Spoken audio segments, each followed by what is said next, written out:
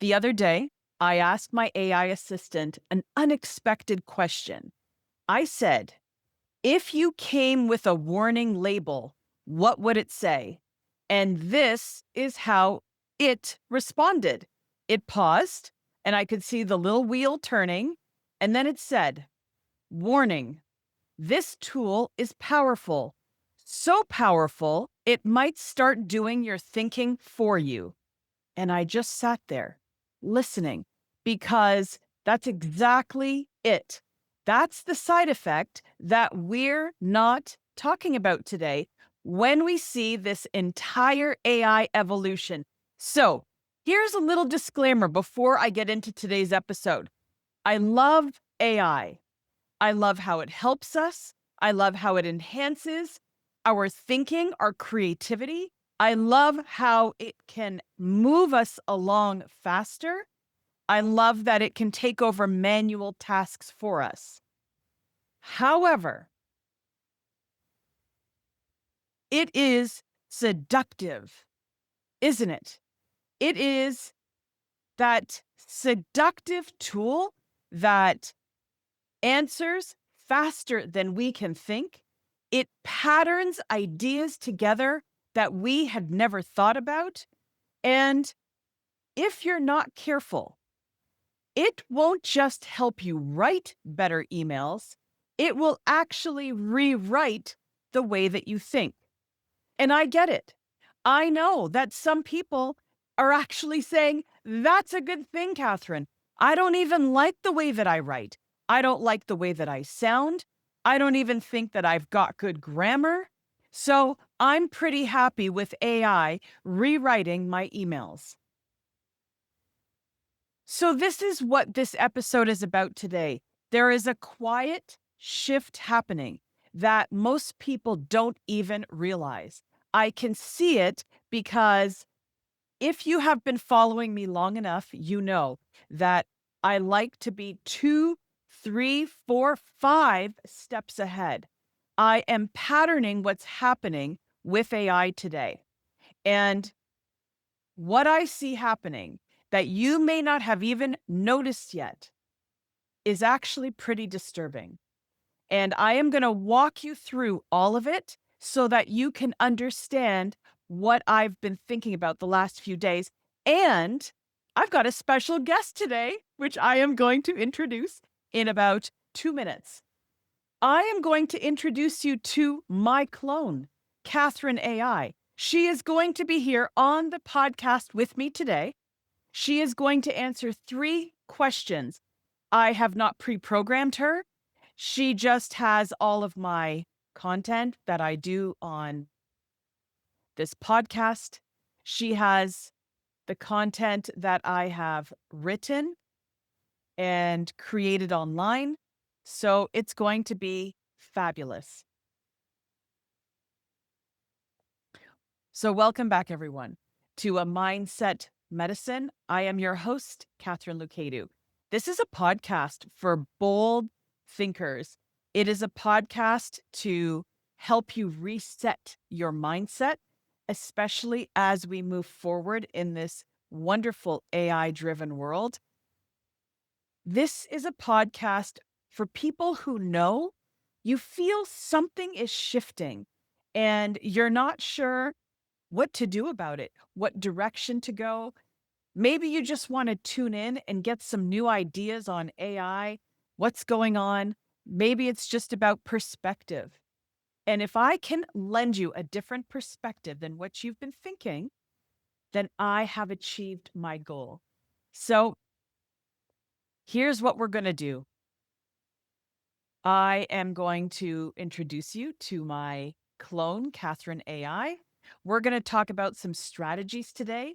We're going to talk about human thinking and what do we do? How do we preserve it in a time of AI? Should we be preserving our human intelligence while AI is moving so quickly? Is it important? Let's dive in and let's see. So, for those of you who may not have known, a year and a half ago, while I was writing my book, AI Secrets for Unstoppable Business Success and Life Hacks, which is on Amazon, I also created a coaching clone of myself. She is available 24/7. She is always awake and she's always there to answer your questions. So if you've ever been in the position where you know you need some guidance, you know you need maybe a little bit of mentorship, or maybe you just want someone to talk to about issues that come up, that's why I created her. And you can easily get her and use her as your own Catherine mentor or coach or confidant. And she is a subscription, super cheap compared to actually hiring a coach. And for the value that you get, that's just a little aside. If you actually want to dive in a little deeper into Catherine AI, you can find the entire page of information about her on my website, KatharineLoucaidouCoaching.com. So now let me share my screen. If you're watching this on YouTube, I'm going to share my screen. You're going to see Catherine AI there. If you are listening, you're going to hear the audio of Catherine AI. So let me bring her on. All right, here we are.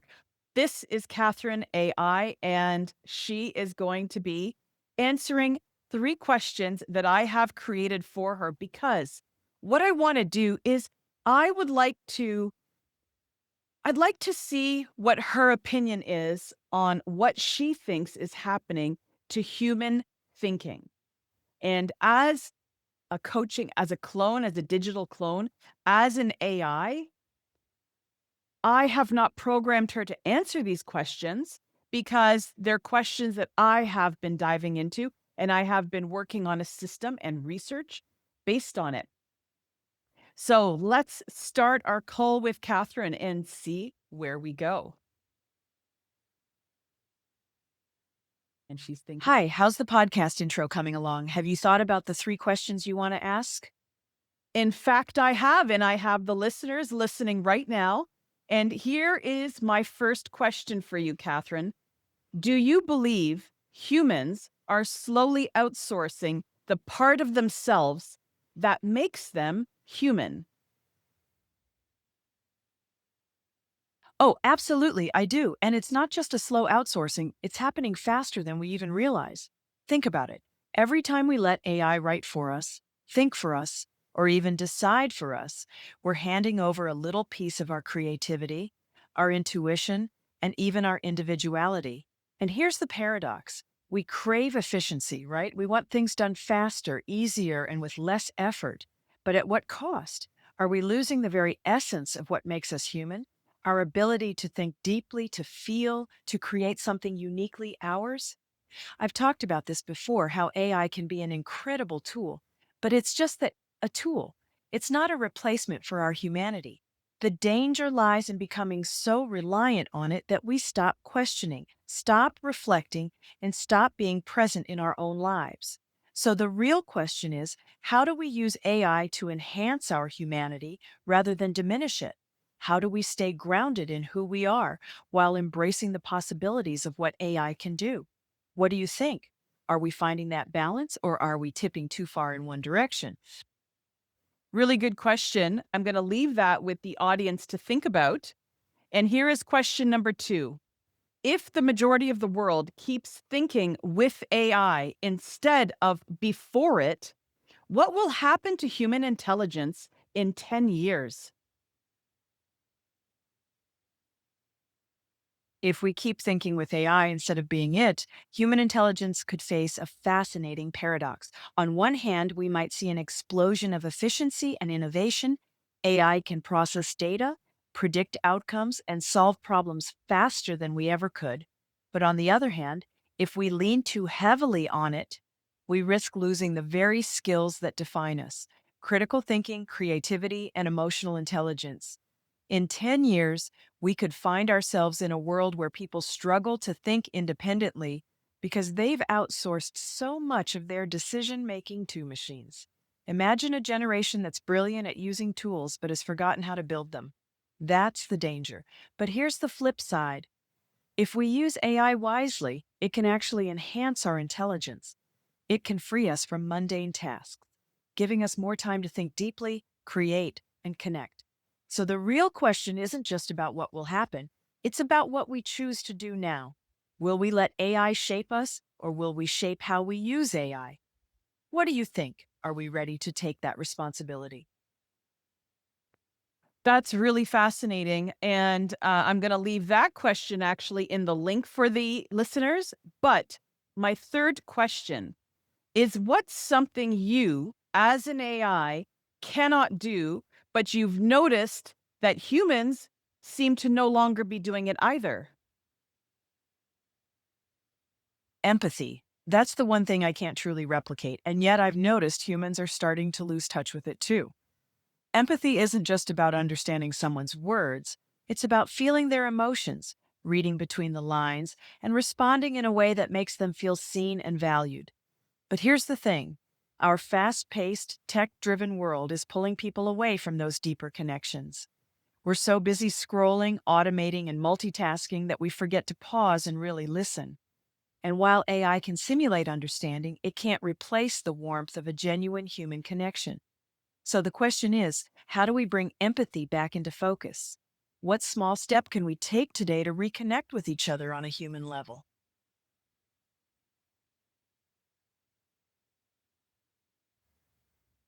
So there you go. Three questions to my AI. And as you can see, her answers were extremely valid. And this is what I've chosen to dive into for my next 5 to 10 years. I have created a system which I'm going to talk about. But here's what I find unsettling about that conversation with Katharine AI is it's not that AI is dangerous. That's not my concern. But here is my more short-term concern. Because AI is so seductive, because it's so easy to use and at our fingertips now, it is so incredibly easy to stop thinking for ourselves. The real issue is not that we're being replaced by AI because it's AI's fault. We are essentially replacing ourselves because we are making the choice to hand over our intelligence, our hand over our thinking in return for easy. I believe, as I mentioned, I love AI. I think it is phenomenal to make our days and our mundane tasks faster and easier to do. But what I'm hoping is that people will replace the time that they're saving to do something innately human, which is create, which is to use your intuition, which is to push back on the answers that AI gives and use it as a thinking tool. And what do I mean by that? Here's what I mean by using AI as a thinking tool. When I am having a discussion with my AI, whether it's Katharine AI or whether it's AI in ChatGPT or Perplexity, whoever it is that I'm speaking to that day, what I do is I give my thoughts, my brainstorming, and then I say to it, I'd like you to push back on my thinking. Show me where I'm missing. Where's the white space in my thinking? What are the gaps in my thinking? What perspective haven't I taken into account? Do you see what I'm doing? I'm trying to expand my thinking. I'm not taking the shortcut, but I'm having AI pull out ideas and perspectives that I hadn't really thought about before, is what I'm using AI. And that is the way that I am the best word I can think of is ameliorating, increasing my intelligence capacity. So I call that almost like human intelligence 2.0, right? Is moving myself to the next level, not in fact dumbing myself down by overusing AI and losing my voice and visibility. Do you see the difference? So What I've noticed, and that's what got me really curious about digging into this further, was I'm seeing automated responses. Okay, that's the easy way. One copy pasted response. So here's the thing with a copy paste from AI. Number one, I don't know if you know this, but the social platform algorithms are picking up the fact that these are copy pasted from ChatGPT, from Grok, and so on. If you use an image that has been generated from AI, that is actually showing as the alt text or the meta behind the photo. So it's actually very obvious that AI is being used. What I'm proposing is that you blend your voice and the AI. So if the AI gives you an answer, take a moment, read the answer, and say to yourself, is that really something that I would write? Is that really something that I would say? Or can I start inserting my voice back into that response now and make it more tailored to who I am and to what people know of me? Now, you may push back on me and you'll say, but I don't even like the way that I write. I don't even think I have a style. Well, I'm going to tell you, you do have a style because for the last 10 years, if you have been on social media, you have been writing in a certain style. If we go back into your emails, we can see your emails. I mean, you've managed to live this long in life speaking the way that you do. Do you think that people don't notice that your writing, your responses have changed? They have. I'm simply proposing that you blend your voice with the AI. So, because of all these things that I have been watching quietly in the background and taking notes, making observations, having discussions with AI, doing research on the history of technology coming into our lives, I have now created a system. And it's a system that I'm going to be teaching, I'm going to be talking about, I'm going to be doing workshops on called Noēsis. And Noēsis is actually an ancient Greek word that means a thorough understanding, which is what I want to have. And I want people to understand about AI. I want people to have an understanding of the way that you can use AI to enhance who you are and not replace the beautiful human being that you are. Because right now, the road we're going down is replacement. And I want to stop that because I want to preserve the human intelligence. And some people may say, there are some people's intelligence we do not want to preserve. I will not push back on that with you because I think that everyone has the ability to enhance the way that they think. And I think everyone has the ability to enhance their perspective, right? Rather than seeing life through a tunnel, we can at least have an 180 degree of what's going on. And if you keep working at it, you can understand the world in a 360-degree angle. That's my goal. So here is what I'm noticing that content online, if you start looking at it really carefully, content is becoming very generic. It is sounding the same patterning. It's written in the same style, which is an AI algorithmic style because AI understands what the platforms are looking for. However, what we want to do is we want to break some of those patterns. If we keep moving forward without self awareness of what's happening, we won't just sound like everyone else. We will actually forget who we are in the process. And that is what concerns me deeply. So I'd like to take you down a little road of why this particular shift with AI is different than all the other technological advancements that have happened in the world. A lot of people believe that this is just another tech advancement and that, it's something that we will just adopt like we adopted calculators. So we have past technology that was able to replace tasks. AI replaces thought. And I'm going to break this down for you.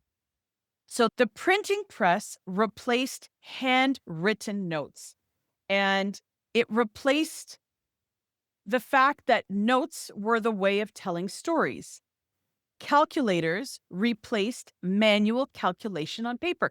If you're like me, when you were in primary school, we actually had to break down the division all the way on the paper. And there are students now, I know my son in university, obviously, he was physics and astronomy, lots of math, lots of equations, and he would have pages of handwritten equations just to answer one. So, yes, that still exists, however, to a lesser degree because of the calculator and because of how advanced the calculator can calculate equations. We have GPS replacing maps. So, if you were to ask someone right now, how would you get to X destination on the other side of your city to a location you've never been to? We actually used to pull out an actual map, map it out. Then we moved to Google Maps. I remember early in my real estate career, I would print out all of these Google Maps that would tell me, turn right at here.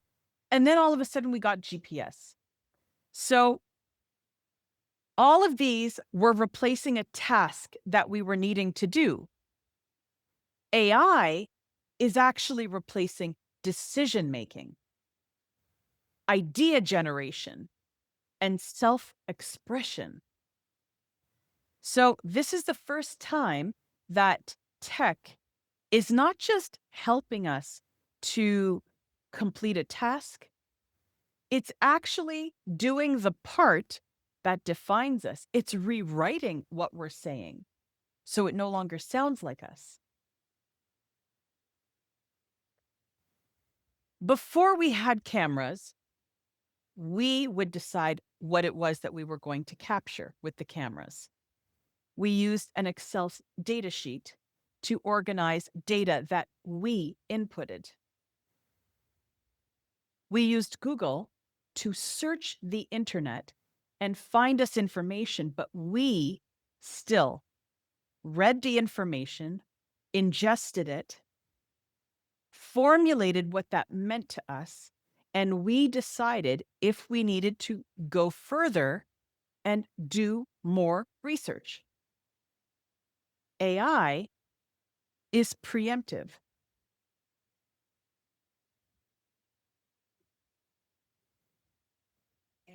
Katharine AI is currently still speaking.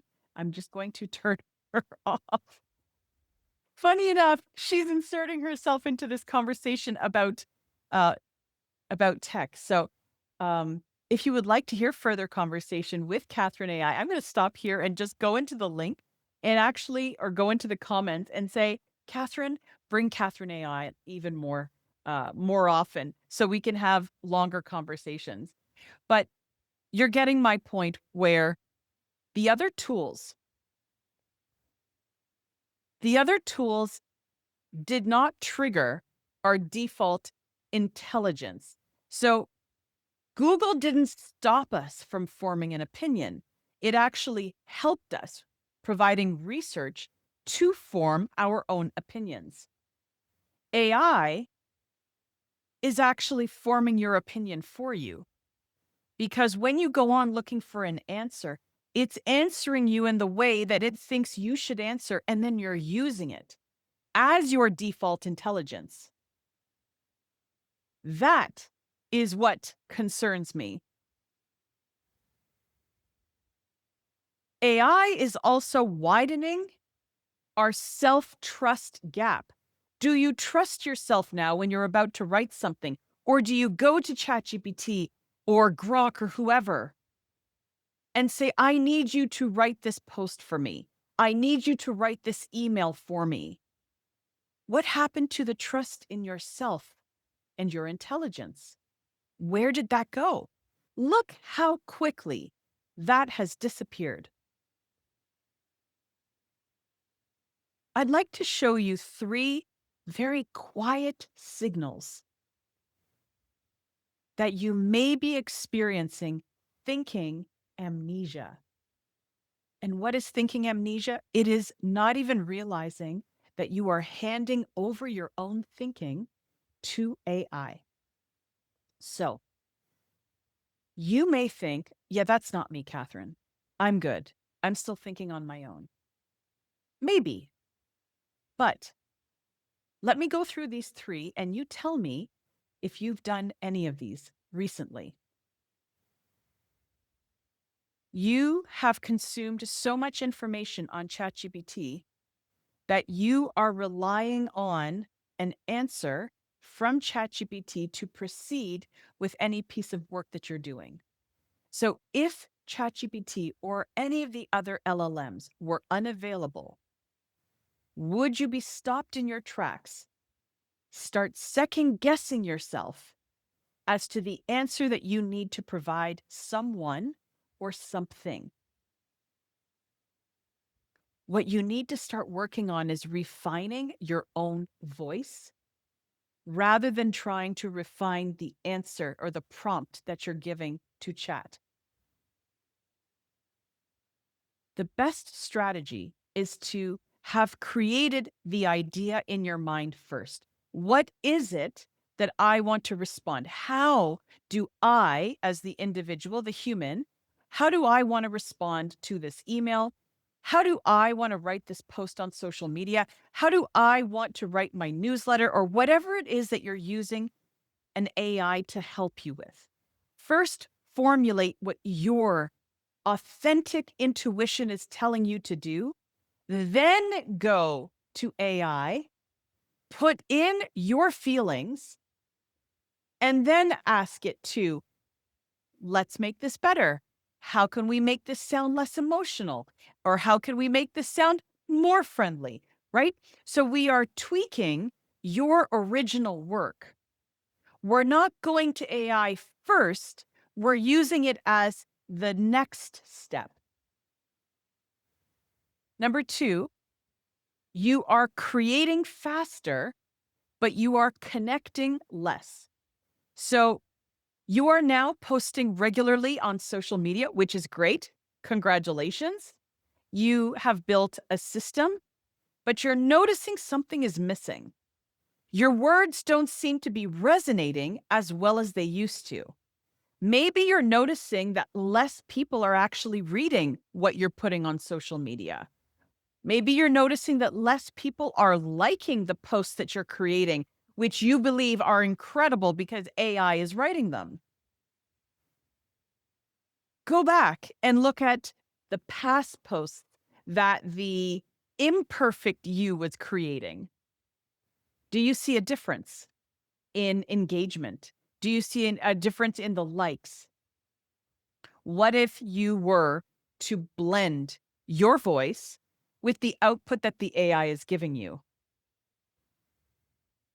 The problem that we have if we only start using the AI output is that you will slowly become invisible and forgettable because content is so alike right now.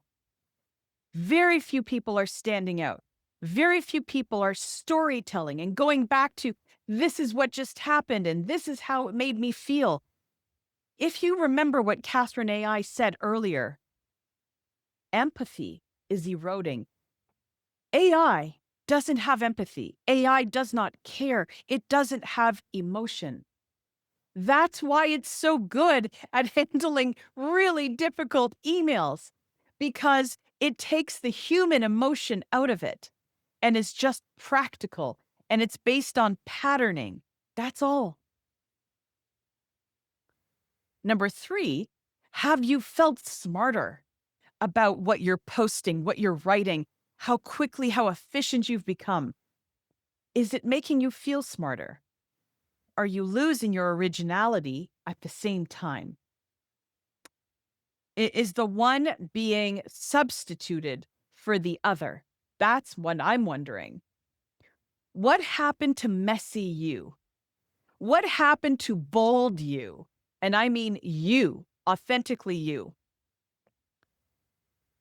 If any part of this podcast today has hit you a little bit uneasy, making you a little bit uncomfortable, and you're wondering, like, I really don't think anything she's talking about is going to come true.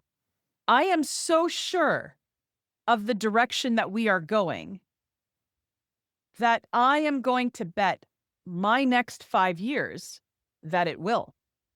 And that's why I'm going to be here showing people how to get back to being human, thinking like a human, having the beautiful human creativity and intuition and empathy that we have so that we can use AI to enhance who we are, to make us better, but not replace us.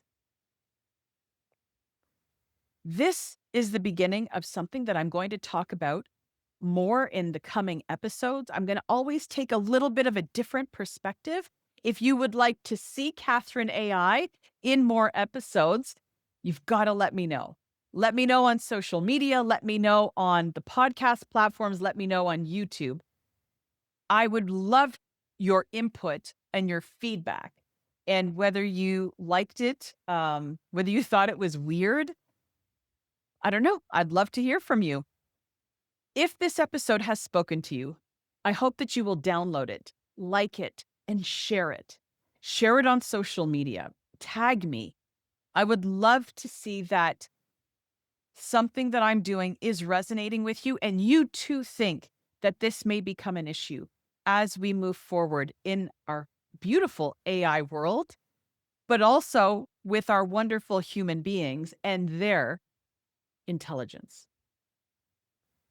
Thank you so much for tuning in this week, and I look forward to seeing you again next week. Bye for now.